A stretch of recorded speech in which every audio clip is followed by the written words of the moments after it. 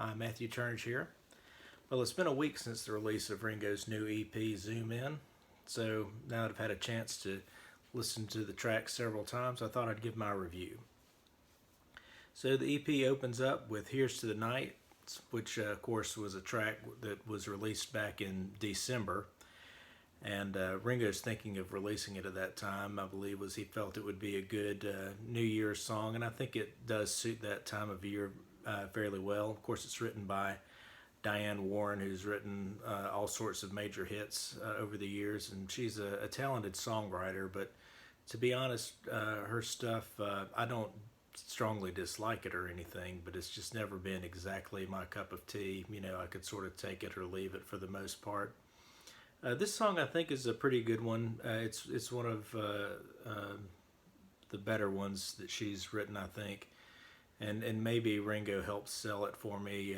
Bringing in all his friends and other celebrities to sing along on the gang chorus there adds a nice touch.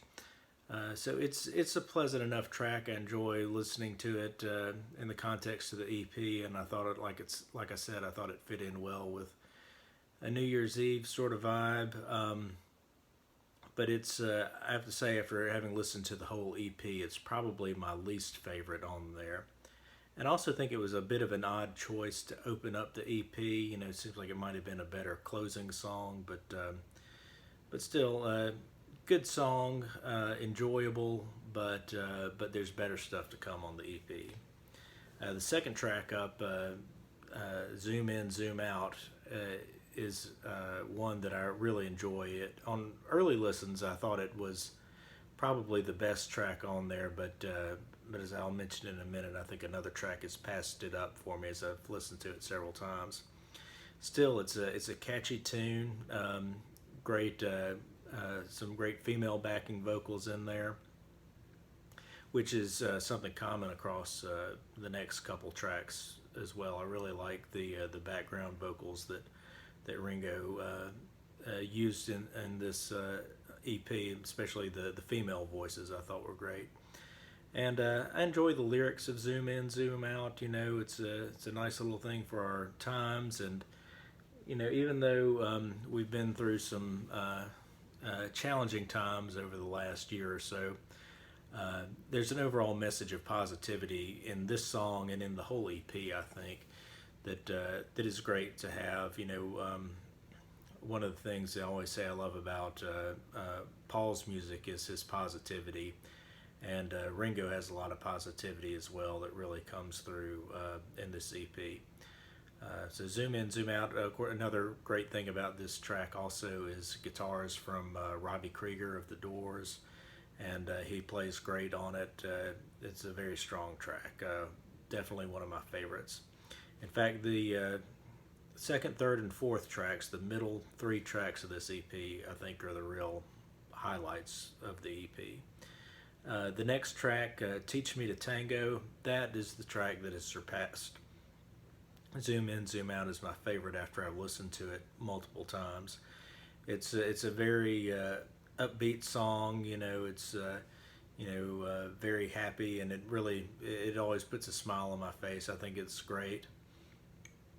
Again, great backing vocals from the female singers on there, and it's just a fun tune, and I love fun music. And the EP as a whole is a fun, but that is a fun EP. But that track especially, I think, is fun. And some great playing from the musicians on there as well. Some nice drumming from Ringo on that, and Zoom In, Zoom Out. Those two tracks in particular, I enjoy the drumming.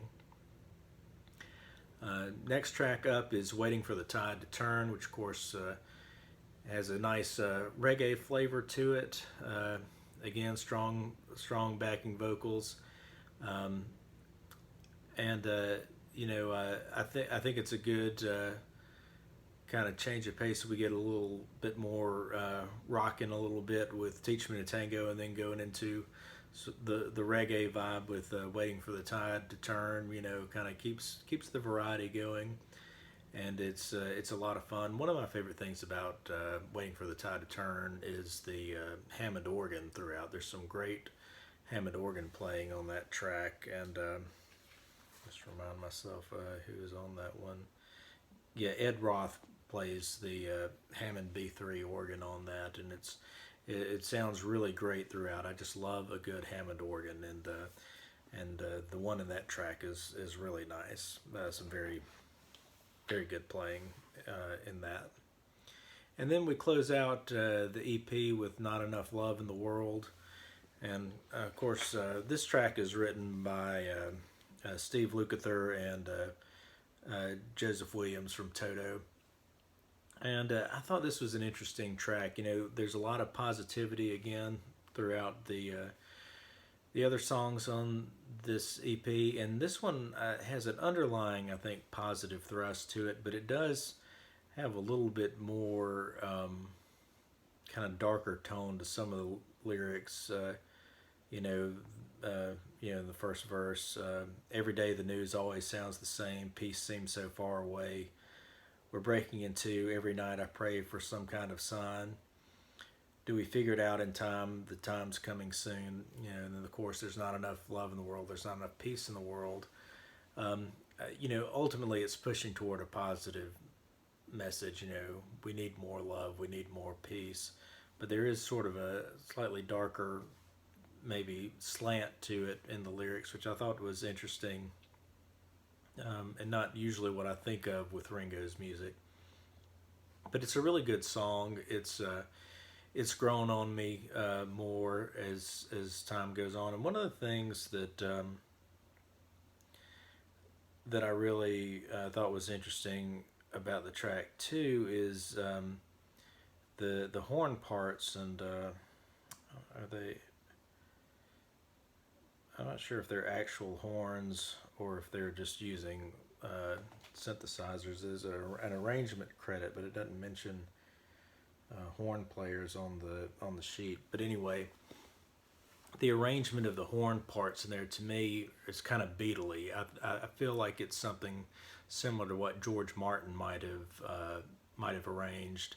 You know, sort of around the Revolver, Sergeant Pepper era. You know, I feel like that horn part sounds like something that you might have heard from the Beatles in that 66, 67 period in particular. And so that's nice. So it's a good song. Of course, Steve Lukather on that track, and he's on one or two other tracks. I know he's on the first track. It seems like he may be on one other one as well. But anyway, Steve Lukather is a great guitar player, and so of course he adds some really nice guitar touches there on Not Enough Love in the World. So overall, I have to say it's a really good EP. My initial thought was, yeah, it is really good. Not sure if it was quite up to the level that we got in What's My Name, which I thought was a really good Ringo EP or LP, one of his best albums. But this EP, I think, as I've listened to it some more, and it keeps growing on me.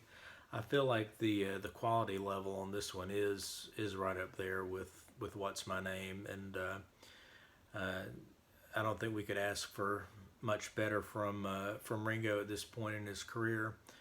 Of course, one thing that we've seen over the last several Ringo albums, you know, there's a good bit of auto-tune, and I do hear some auto-tune in Ringo's vocals, but I don't know if it's me. Tell me in the comments if you disagree, but I feel like it's not quite as out front as it was in some of his previous albums, especially something like maybe Postcards from Paradise or something like that. It seems a little more, maybe it's a little more subtle or something. I don't know. It doesn't. I can hear it, but it just doesn't jump out at me the way it did a couple albums ago. And maybe I'm just getting used to hearing Ringo's voice with it. I don't know. But definitely, if you're a Ringo fan, this is definitely worth your money. Check it out, and I hope Ringo comes up with something just as good with his next EP later this year. Thanks for watching.